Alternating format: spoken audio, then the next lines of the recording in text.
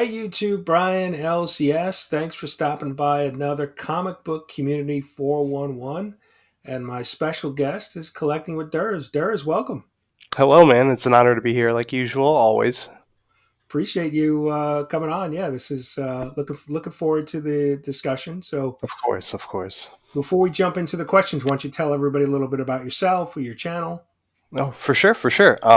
First off, like I said, it's an honor to be here. Anytime I'm on anybody's channel, I always like to be super respectful, and like I said, your time is very valuable. So my name's Adam, Collecting with Derrz. I'm a new guy in the community. I'm 33, so I've only been here around almost coming up on a year now. It's been about 8 or 9 months, and I'm like I said, I'm the younger guy. But for me, everybody here is like family. I try and do as much positive things I can. I'm still kind of learning the YouTube thing. Just recently got the laptop, so it helps my lives a lot better. But still kind of finding my niche. I always do my Friday positivities and my Sunday night sesh lives, and then I always do my comic calls. But just kind of feeling things out, and then hopefully this year I'm going to get more into slabs and maybe do some mystery boxes here and there. So we'll see what this year turns out for me. All right. All right, so let's jump into the questions. And Awesome. well, too, before we jump in, what links are down below for both IG and YouTube for Derrz. So definitely go check him out if you're not familiar with his channel. Definitely go sub him up, give him a watch and a like and a comment. All those good things help the channel. For So, sure, for sure. Thank you. but yeah, the first question is, always how did you get into collecting? So it's a great question to start off with, of course.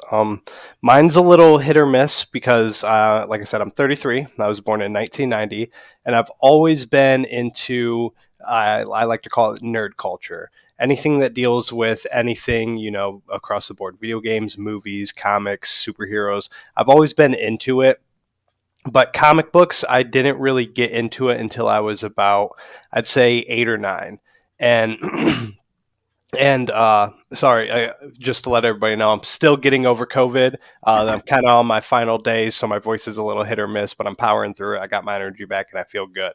But yeah, I'd say when I was like 7 or 8, a lot of my friends were getting into comics, and I didn't have a comic store near me. I was more into like Pokemon cards and Yu-Gi-Oh cards and Magic the Gathering, and the comic store, the card store that was there, had a few books. So one day after school, I went there, and I was kind of an outcast in school. I was a preppy kid, but I always hung out with like the outcast and the misfits. Those were always my crowd and always my friends. I always gravitated towards those kind of people. So I didn't want to just go in there and buy a Superman or buy a Spider-Man or like an Iron Man or an X-Men or something like that.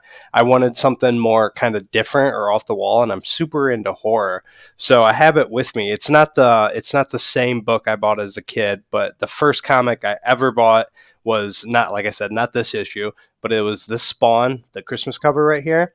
That Oh, was the first book I ever, Spawn 39. It was the first book I ever seen on the rack. And I was like, who is this dude? He's all dressed up like Santa, and there's a bunch of blood on the ground and stuff. And I started flipping through the pages, and the Spawn universe and the Spawn art style, it just stood out to me compared to like Spider-Man and Iron Man and everything else going around. I was like, wow, this is really edgy. This is right up my alley. So that's where I started reading, was those early Spawns and stuff like that for me. oh, nice. And I know you're a big Spawn fan, even Hmm. still today. I mean, I guess Hmm. that's why, right? Yeah. Kind of stick with our one of our first characters that we kind of fall in love with. But Hmm. and McFarlane, and that was McFarlane art, right? Right. McFarlane was Yep. still, yeah, Yep. yeah. McFarlane was writing, and that was right with Greg Capullo when he was still heavily on it. So I mean, for me, McFarlane was a game changer when he started drawing Spider-Man, right? I mean, that Right. sucked me in. That kind of re-energized Spider-Man for me and for a lot of people because his art style was so different. So Hmm. I could see that in Spawn being your first book, picking up and seeing that artwork. and plus it's darker and edgier, and And I've yeah, always been a horror kid, and Halloween's my favorite time of year. So, like I said, I wanted to be something unique. All my friends and everybody had the Spider-Man T-shirts, and not that I wasn't a fan of it. I was huge into Spider-Man and all that before even getting into the comics, because more like the old like N64 games and like Super all right. Nintendo games, like playing the original Spider-Man and like the original Batman, and then like watching the X-Men cartoons and stuff. That all sparked my interest for it. But actually seeing Spawn and holding in my hand, that's when I was like, oh my God, I need to sit down and actually read and start looking into this comic. All right. So then, how did you make the jump to starting a YouTube channel and talking about comics and collectibles on YouTube? So, again, another amazing question, this kind of fits the bill for a lot of us. I'm a COVID kid. Kind of started the YouTube right when or not YouTube, but started getting back into comics right when COVID hit, because I collected from like seven or eight till I was like 13 or 14, and then not that I didn't fall out of love with comics, I just was doing a teenager, going outside, playing sports. I wanted to just do all that stuff. And then as I progressed through my teenage years, I've talked a little bit about it on Scotty's channel and mentioned it on mine, but I got into like partying and, had a drug habit here and there. And once I kicked all that, I was good. And then I was collecting a lot of action figures. I was very heavily into like Funko and, Marvel Legends and Black Series and like Diamond Selects. I had a few Hot Toys and stuff like that. And then COVID hit. And I was like, man, I was out of work for like 3 or 4 months. So I sold pretty much all my collection. I sold all my Funkos just to kind of help out while I was waiting for what was going to happen. And I remember I was like, man, I don't really know what to do. I was really bored. I was playing a lot of games, and my mom, she lives in Kentucky.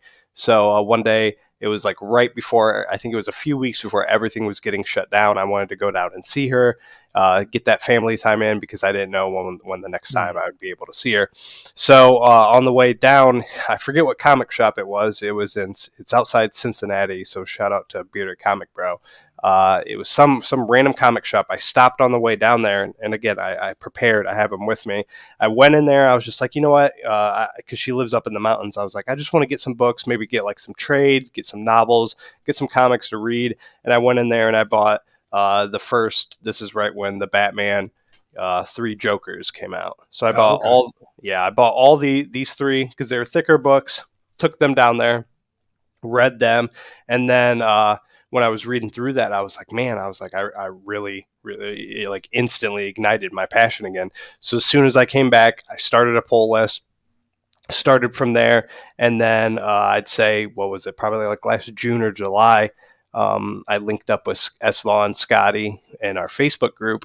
And he's like, hey man, he's like, you're pretty energetic. He's like, I like your energy and stuff. He's like, you talk about comics all the time in the Facebook group. Why don't you just start doing videos? And like my first couple videos are just like, just me on my desk or my like shelf upstairs, just talking about the first couple comics. And I've just kind of ran with it and just kind of evolved. And like I said, still filling it out, but it's a fun journey so far. So. Oh, that's good. Yeah, I know Scott's mentioned that Facebook group, I think, a few times. I think a few Hmm. other people, right? I think was it It Couching was and Slouching? Yep. Just he started his channel recently, and he's kind of from that group. Yeah, I think Commieverse Tony was from that group. Oh, okay. Yeah, I think because Mike Comic Book Corner 2.0, he was the one. Him and Bueller, I was watching for probably like a year or two before I even started like having a pull list. So I had a general understanding of what the universes were going on and what books were going on. I just didn't go out and do them because, like I said, with COVID, it was a little money situation was tough. Right. Sure. But once kind of everything flattened out and balanced back out, I was fine. So that's why I got back on my pull list, and now I'm going to be a comic collector and reader for the rest of my life. Nice. All right. Well, it's good to have you back, and good to have you on YouTube. For sure. Um, So, next question is: if you had creative control over a character, a book, a movie, you could reboot something or do something different. Who would you tackle, and what would you do? So I've watched a lot of your shows, and this is always one of my favorite questions because I always love hearing people's thoughts and what they would come up with. And I've been thinking about this, and again, as a big horror guy, I would love to see like Venom, Carnage, because right now how Eddie Brock is the kind of the King in Black, he can control all the symbiotes. I'd love to see him have control of Carnage, Scream across the board, but then it be a super horror vibe comic, and not even like horror vibe, but like Venom's like killing people and like maiming people, because Venom's got that look for him, that mouth and the teeth and everything. But then they're also doing battle with like Spider-Man and all them, but the villains win in the end. Okay. So that's kind of what I've always thought of. And I've always wanted to see like a really. I know they try and they're doing some of the Spider-Man horror stories, but it's just not kind of fitting. But I'd love to see just like Carnage, Venom across the board team up with all the symbiotes and just shred through the Marvel universe. Okay. I mean, the current. Are you reading the current Carnage series? I mean, that's a Yeah, little bit more yeah. horror vibe, right? Yeah, but sometimes it kind of it's going kind of it's 50-50 for me, because he's absorbing a lot of people's powers and stuff like that. But like when I mean, like, I don't know if you're reading Nemesis or anything like that. No. When I mean like it's a mature read, like there's just no way kids would Right. be Right. reading Yeah. this No, I kind of got you. book. Yeah. So like I'd always just like to see something super horror and super dark, cuz like DC does it with like the deceased, and Marvel did it with Marvel Zombies, but not to the extent that I think like DC does with deceased and stuff.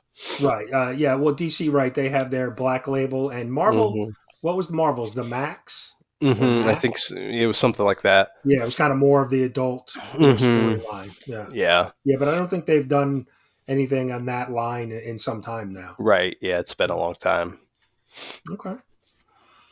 All right. Now, this next question might be a tough one for you. So, it's the fourth question. What is your biggest complaint or negative? Because I know you're super positive. You're Mhm. always upbeat. But what's one thing you don't like in comic book collecting or the YouTube community? Something that's a negative for you. So, again, another amazing question, something I've been kind of thinking about today. And I do try and be super upbeat and super positive, but I also am very blunt and very realistic. And especially when it comes to like criticism or something, if I know I'm not the best at editing and stuff in my videos, and it's very raw, but I love criticism. If I'm doing something wrong, or if you have a problem with it, even if it's a negative comment, I love to see it. I love to interact with that kind of stuff. But one thing, it's not even, and like I said, it's not even a complaint to me, but I always am like, collect what you love. So, for example, somebody could show off a Grail, first appearance Spider-Man book, or first appearance. We'll say more of an X-Men book, because I'm not really an X-Men fan. It could be a huge book to some people, but to me, it holds no relevance, because it's just something I'm not into. But on the other side, I want to learn about it. I love the artwork. I appreciate the history. I appreciate everything for what it is.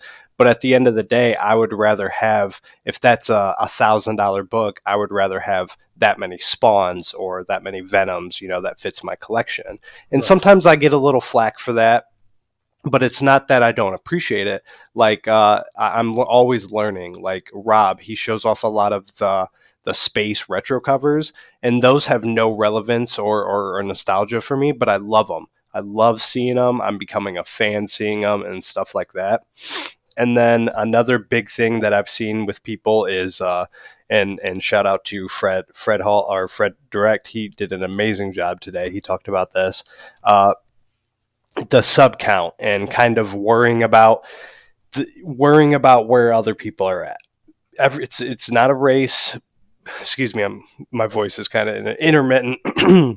This is not a race, so everybody's growing at their own pace.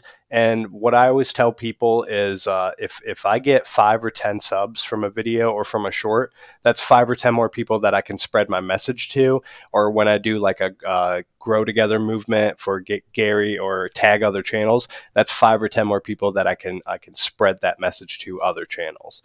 So everybody kind of gets twisted in things, and I know at the end of the day, monetization and that 1,000 is always everybody's goal. But look at some of the channels like Comic Tom, or DJ Links has talked about it, or Gem Mint. I mean, those people, they put a lot of money into it. They're not really making money off of YouTube. This is just a hobby for them. They put more money into it, and at the end of the day, just have fun with it. If you're having fun with it, it doesn't matter. As long as one person is watching your video, if we got one person commenting on your video, that's one person you're influencing. That's one person you're making a difference for. That's one, you don't know if they're having a bad day, a good day, but at the end of the day, you're at least there for that person. So as long as somebody watches my stuff, as long as one person's commenting, I'm always going to be here for people. All right. Yeah, I like that answer. I mean, it's tough. I think, I think and I've said this before, most of us are competitive or, by Mm-hmm. nature. And so you're looking at, other people's comparing yourself. It's tough not to do that. But, Mm-hmm. I think Fred said it today on the 411 saying, run your own race, right? Mm-hmm. You have Yep. to kind of, and there's truth to that because if you just focus on what you're doing and how you can get better and improve, I think you're gonna find that success. Yep. If you're always worried about what everybody else is doing, you're gonna get distracted from what you're working on. So, Yep. yeah, I certainly, and like I said, I think it's just tough, right? Mm-hmm. There's so much in the world today with social media that people compare themselves against, that they're seeing the Oh, for vacation sure. photo or the dinner or whatever it is. Mm-hmm. And, They're there's trying that. to replicate that or Yeah. trying to Yeah. mimic that, and that's just the kind of day and age we live in. But at the end of the day, everybody just worry about what you can control, what's in your life, what's in your bubble. Yeah, you can take inspiration and you can take ideas from other people, but at the end of the day, some of those ideas and some of those people that have hundreds and hundreds of thousands of views or followers, they're doing it for the wrong reasons. So Yeah. No, good thoughts. mhm. Okay, so that was it. You made it through. Well, you made it through the four questions that I ask everybody. The next Mhm. two are going to be random, a random question that I come up with, and then Okay, a random question that we'll just pull from a list of questions that I have. But my perfect. random question for you is, where does the positivity, where does that outlook come from? Because thinking about it, I mean, I try to be positive. I try to be supportive. But we all have bad days. So Mhm. where does that, where does that come from for you? So even on my worst days and stuff, I'm a big habit, and I know it's not the healthiest, but I do hold a lot in. But it's come from my past. My parents split up when I was, I don't know, like 4 or 5. So I was raised by a single mom. We had a good relationship up until I was like 14 or 15, and once I hit high school, I rebelled. So, not saying I was really a bad kid or anything, or I had good grades, I graduated on time or anything, but I was just experimental and doing a lot of things, and then that led to a lot of depression. So, back in the past, in my early 20s, there was a couple of times where I tried to take my own life, actually.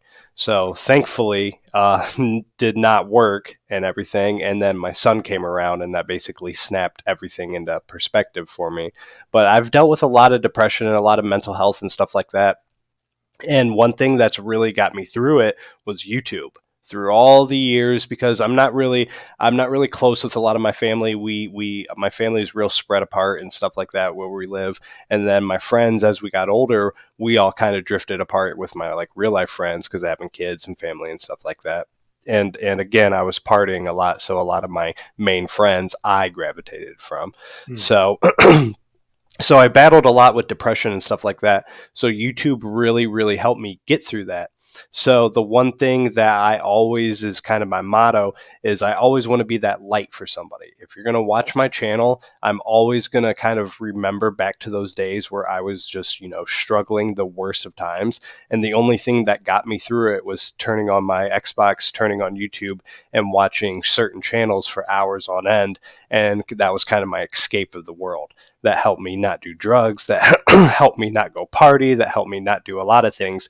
So, like I said, I just always want to be that positive light for somebody. And I definitely think it's very contagious. There's a lot of hate in the world. Humans, at the end of the day, we're crappy. We're a crappy species, man. Compared to some animals and bugs out there, man. Humans aren't the best, but there are a lot of us that are amazing, and that's why I always you always see me in the chat, I always open with "Hello, my beautiful homies," because I think everybody's beautiful in each in their own ways. I've always been gravitated to the misfits. I've always been kind of in that crowd, and the misfits and the outcasts are always the people that are the most extraordinary and incredible in my eyes. So at the end of the day, I'm always going to try and be that positive, and even if I'm having a bad day, I'll let you guys know. I'm very open about my emotions. I wear my heart on the sleeve. I'm 33. I cry during movies. I mean, I cry during Mando sometimes when I see Grogu, or like when Luke Skywalker came in at the end. I'm very an emotional guy. I wear my heart on the sleeve, so I don't hide anything.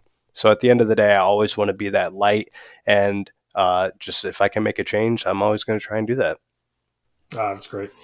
Yeah, and there's been a lot of conversation recently in a number of the comic book and collecting channels about just talking and mental health and being honest, or reaching out to people if they need help. So, which is, I think it's great. It's Yeah. certainly healthy, right? We Hmm. Because I think a lot of us do that, right? We'll hold things inside, and then maybe let them get to a point where then it blows up. So, Yes. having somebody to be able to talk to, just vents, or whatever it Hmm. may be, and or like you said, watching somebody who's being positive, Yep.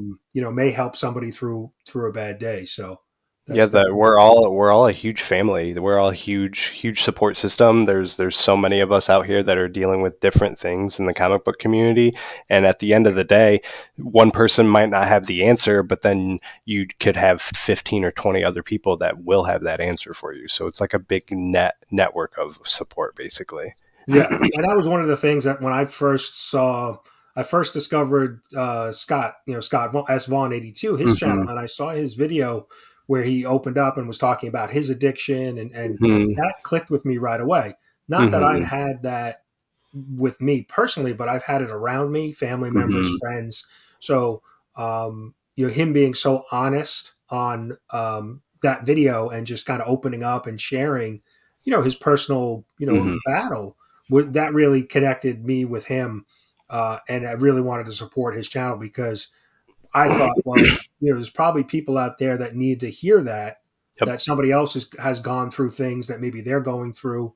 And it could be really, really helpful Yep. for that, that person watching that. So, and I think that's, your positivity videos that you do on Friday, kicking off the weekend, and not that everybody has the weekends off, right? There's a number Right. of Yep. people at work, Yep. so, Hmm. but still to kind of just get through it. Yep. Uh, yeah, See, good. I was doing that because one of my other channels that I take huge inspiration from, that I've been watching for years, is Big Dub, and for all last year he was doing the Monday motivation. So he had on Monday he had his motivational thing, so it was a great way to start the week. So as soon as he ended that, that's when I kind of picked up doing the Friday positivity thing. And I mean, they're some of my least watched videos, but they're always my favorite. I love getting the quotes for them. Like Thursday, I fell asleep on the couch because I was just so tired. I woke up at like 2 o'clock in the morning, and I was like, "Oh my god!" I was like, "I need to film this." So I had everything ready. It was all set up, but yeah, I'm on week 21 of them, and I think I'm just going to continue that series forever. So I'm never going to stop doing that. Yeah, no, I always look forward to it. Yeah. It's funny. We kind of get into routines. You kind of expect, certain shows or certain, Cat Fan, Comic Man does his Every daily, morning. yeah. So Yep. it's kind of like we fall into that routine. Yep. You look forward to the videos. So Yep. yeah, no, good stuff. Okay. So now the last question is going to be from the random list. So I have a list of 50 questions. So give me a number and we'll see where we land. Hmm. Let's go with seven's my favorite number, but it's a little low. So we'll go to my next one. We'll go 33. 33. That's an interesting one. What's the best and worst piece of advice you've ever received? Hmm. That is an actually amazing question because now it puts me on the spot. I'm trying to think. I'm trying because I got the best advice, but I'm trying to think of what the worst advice would ever be. I've never really thought of that. The worst advice. Buy Um, Turok number one. no, that's always a great investment. You can never have too many of those. Um, I think the worst advice that I would ever ever say is just don't follow fads, don't follow trends, don't follow or no, I want to rephrase that. The worst advice here, well, sorry, it's got me messed up. We'll start with best advice. All right, My we'll go my best. best Yeah. best advice ever is don't ever get complacent. Don't ever get complacent in what you're doing with your job, your life, your family, as a husband, as a girlfriend, as a father, as anything. Don't ever get complacent, and that trickles down to anything you're doing in life when it comes to just daily tasks like laundry, dishes, cleaning, and then that revolves around in collecting. Always want to strive to be better. Always want to try and improve, even if it's day by day. Like Fred Hall said, when you go to bed, you could be the crappiest day of your life, but when you wake up, it's a brand new day. So just never get complacent and think things are going to stay the way they are. As long as you're trying and putting in that effort, at some point that effort and all that thought and that strive, it's all going to come together. So that's the best advice I've ever had, and I always say that. Now the worst advice ever, um, man, uh, buy all tie-ins. That somebody told me, and I was like, nope. You need because yeah, when I started getting back into comics, that was when Exo Swords was going on, and that was one of the first books that, besides Batman Through Jokers, that I pulled, and I was like, you know what, this looks cool. uh I'm not really an X-Men guy, but each person having their own individual like sword kind of seems cool. But then that's when my comic shop's like, hey, you need this. I got them all, and then I was stuck with them, and now I don't buy tie-ins basically for anything. Yeah. Yeah. Tie-ins is, it just seems like a money grab, or it, Mm-hmm. yeah. When you look back, I think you look at your collection and then you're like, what am I doing with these random, rando issues here and there? So, That's how I am with all the Spawn, because all the Spawn crossovers came out, and I have like issues of Catwoman, issues of Harley Quinn, issues of random Joker that have make no sense, but they have Spawn on them, so I'm always going to keep them. They fit my PC, but at the end of the day, it's like, man, why did I spend all the money on all of these books? Especially like the Batman Spawn had like 11 different covers for it, and oh yeah. I picked up every single one, and then the all black and white one came out, which is awesome. I just picked that one up. It's no dialogue and just black and white. Oh really? I didn't. I Y- didn't realize that. Yeah. Yeah, see, I'll just like flip to a page. There's no dialogue in it. Oh wow. Okay. Yep, it's just all penciling. So Just the yeah, art. Yeah. it's awesome. Yeah, that's I'm guilty of buying books for cover buys, the art, that sometimes are just Hmm. random, that don't really fit into the PC, but the artwork is beautiful, so It's that sometimes it's hard to got to be careful. It's pass those up. that Alex Ross villain thing's going on right Oh yeah. now, and I'll grab them if they're the book I'm reading. But man, uh, it's tough not to get them all. I definitely want the Venom one the most. Yeah, they're really they're just like the heroes ones, the villains ones look really good. And there's a number of them coming out, I think, this week. There's I think a Doc Ock that I'm grabbing, a few others that I'm grabbing, just because they're some of my favorite Hmm. Spidey villains, and the Ross's artwork is just amazing. So Yeah, a lot of places had them in a bundle, but you could buy it cheap. It was only like 35, $40, but you had to wait until all the books came out, oh, and okay. then they ship them to you all. And it's just like, man, then I would have to buy multiple issues of that book because I want to read it. I don't want Right. to wait. If you're reading the Mhm, title, and sure, then yeah, and yeah. yeah, and I'm not a big fan because like I don't buy, a lot of people just buy like A covers or B covers. I'm picking the coolest cover because I'm only going to buy one cover unless it's Spawn and it like when they just did the David Mack like all the splash, like the pastel splash covers. I grabbed all those. So if it's an artist on doing covers, I'll do that, but mainly I'm just going to buy one cover of a book. Yeah, I'm trying to get back to just sticking to the A cover. Hmm. And then maybe if it's a Spider-Man title, I'll pick up a B cover, or one of my other favorite covers. But Right. yeah, it can just it with some of the way they're kind of shifting towards rebooting, or or reissuing issue one. with a creative team, and then there's always 10 or 12 covers when there's an issue one. Yep. It can get crazy trying to chase all these covers. See, I'm as a new collector, as the recent the past couple of years, the reboot for all the issue ones is fantastic for me. I know not everybody's a fan of it that's been in it for years, and I can 100% understand why. But for me, it takes a lot of like Superman, for example. I would never have started reading Superman if they didn't do a reboot, and I'm Yeah. loving Superman. So like the facsimiles, I love that they're doing all the facsimiles because those are books like I'm not going out of my way to buy those Big Daddy books or anything. So I love the facsimiles. I love the ads. And then all the summer Avengers gets rebooted. I haven't read Avengers since I was a kid, like the original, all those Avenger books and stuff. But I'm super excited for the new reboot. So, Yeah, it's a good jumping in point, right? Yeah, because I jumped hmm in, I picked up Superman, the new Superman, and I started Batman at like issue 125 when hmm Zdarsky took over, and that because that was same. a good like jumping in Yep. point, and Yep. I've enjoyed it both, Me too. Batman and only one issue in for Superman, but that first issue I enjoyed. So Same thing with Spider-Man. I jumped on. I forget which issue it was, but for Amazing Spider-Man. But it was, I think it was right after Chasm left, and Spider-Man kind of like rebooted. That's when I've jumped on, and now I'm got Spider-Man Forever pulled. all right. Well, that was it. You made it through all of the questions. Yeah, So, anything else you want to mention about yourself, your channel, and anything you got coming up? yeah.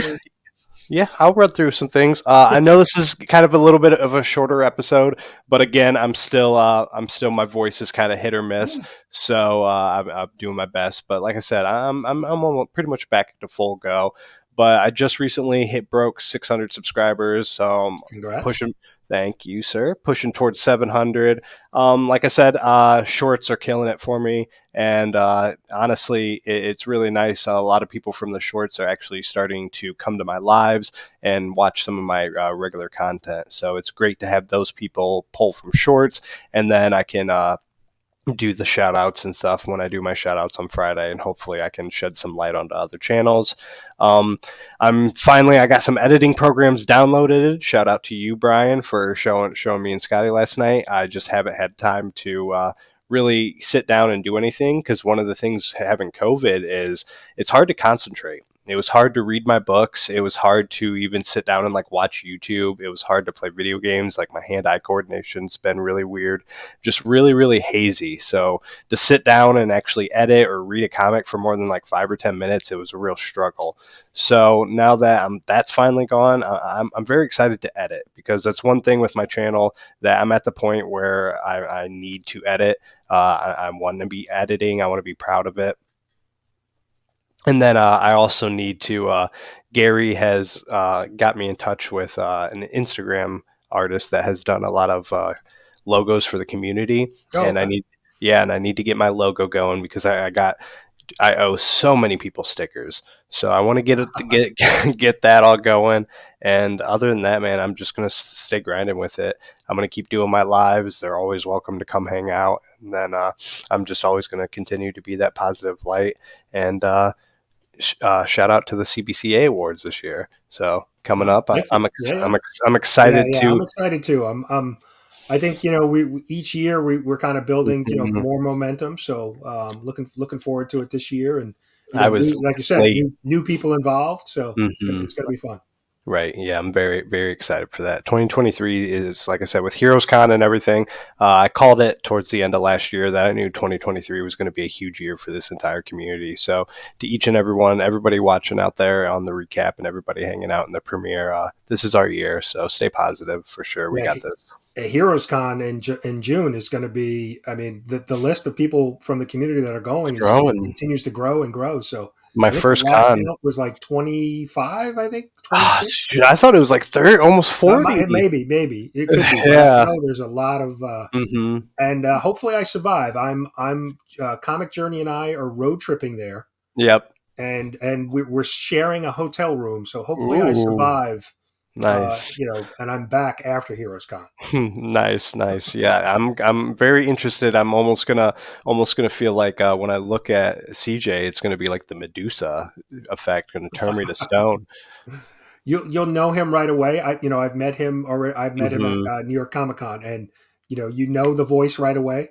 So even though you haven't seen the Nice, face, you'll know the voice. nice, nice. I'm sure I'll recognize the hand Yes, from a that's true. mile You'll see away. the you know.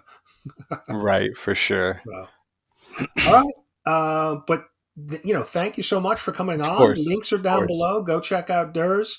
Just hit 600. He just Yep. did a 400, 500 sub giveaway. Just Hmm. crossed over 600. So I have something in the works. Probably. My next huge one will be 1,000, but I'll probably do, like I said, probably giveaways in my live. Like I like to reward the people coming to hang out with me. yeah, the live has been, everybody's live is just like it's always such a fun experience. Hmm. Everybody hanging out, the community chatting, and there's times where the chat is like doing their own thing. Hmm. They're just having a good time, Yep. not so much, sometimes not even so many paying attention to what's happening on For screen. They're real. just off having a good Hmm. time. So That's what I love it for, man. yeah, it's so great. So all right, so definitely, like I said, links are down below. Go check out Derrz. Help him. You heard it. He hit 600. He's on the road now to 700. So go sub him up. But thanks so much for coming on. Of course, it was an honor, man. Appreciate you being here, and thanks everybody for watching. And we'll see you. We'll see you next episode. Take care.